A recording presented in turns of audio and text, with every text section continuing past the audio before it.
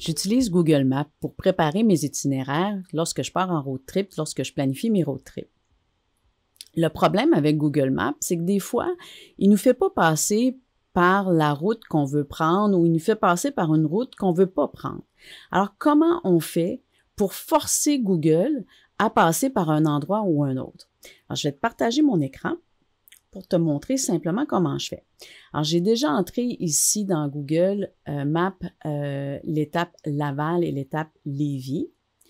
Donc, Google me suggère soit de passer par l'autoroute 20 ou prendre la 40 sur la rive nord ou un autre itinéraire qui passe par Sorel-Tracy.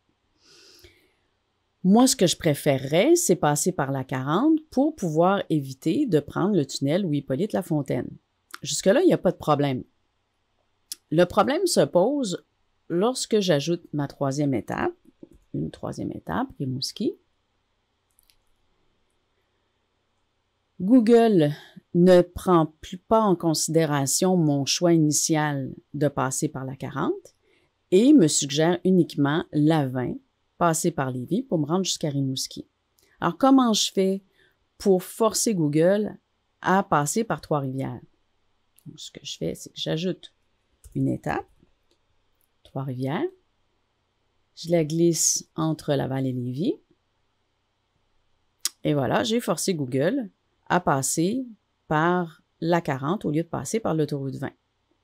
Alors, comment ça se traduit dans l'application Planning Motion? J'ai préparé ici, je suis en train de préparer un itinéraire pour l'Ouest canadien, Alberta, Colombie-Britannique. Donc, on part de Calgary, on va ensuite à Banff, on prend le Icefield Parkway, on monte jusqu'à Jasper et après, on s'en va dans la vallée de l'Okanagan à Kelowna. Alors, on va regarder à quoi ça ressemble sur une carte à partir de l'application. Donc, j'ai sélectionné ici toutes les étapes que j'ai dans mon voyage.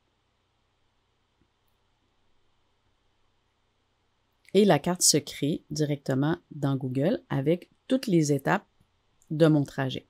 Alors, ce que je remarque, c'est que, je vais me resserrer un petit peu, c'est que Google choisit, après Jasper, pour s'en aller dans la vallée de l'Okanagan, de passer par la route 5 et d'arriver vers l'ouest pour me rendre jusqu'à Kelowna.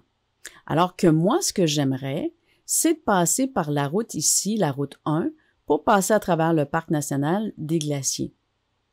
Alors, comment je fais dans Planning Motion?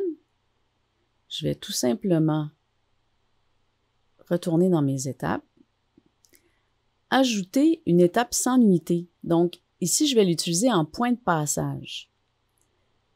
Il y a un endroit sur la 1 dans le coin du Parc national des Glaciers qui s'appelle Rogers Pass.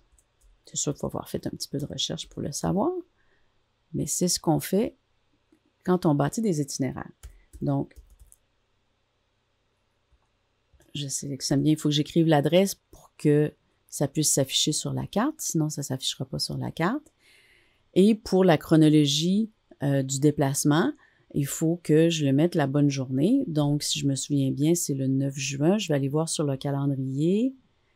Alors, j'ai mon étape Jasper ici. Donc, oui, Rogers Pass le 9 en route vers Kelowna. Je retourne dans mes cartes.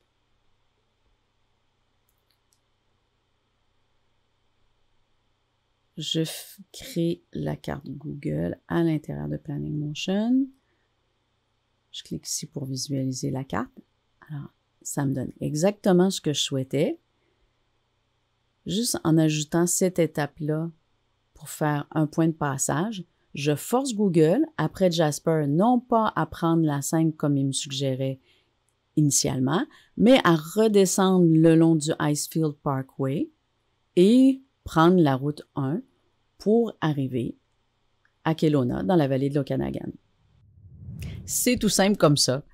Si tu veux en savoir plus sur l'application web Planning Motion, tu peux regarder le vidéo guide de démarrage que j'ai préparé et j'ai aussi mis en lien dans la description le lien pour pouvoir aller t'inscrire gratuitement au plan excursion de l'application.